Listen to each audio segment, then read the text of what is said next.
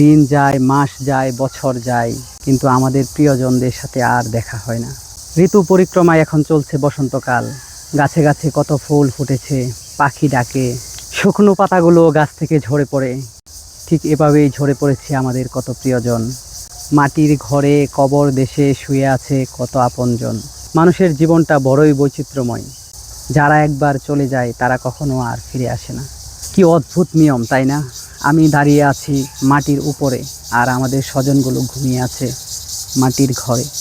পৃথিবীটা হচ্ছে একটা মায়ার জায়গা, কিন্তু মানুষ তো আর অনন্তকাল বেঁচে থাকে না।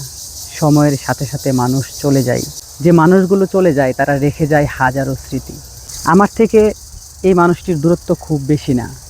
পৃথিবীতে কত রকম প্রযুক্তি রয়েছে, কিন্তু ওনার সাথে যোগাযোগ করার মতন কোনো প্রযুক্তি আবিষ্কার হয়নি, আর হয়তো হবেও না।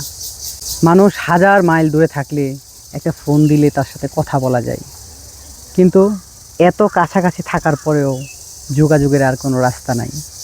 এটাই হয়তো প্রকৃতির নিয়ম, এটাই হয়তো স্রষ্টার বিধান। সবাইকে একদিন মাটির ঘরে চলে যেতে হবে। আসুন আমরা আমাদের নিজেকে পরিবর্তন করি।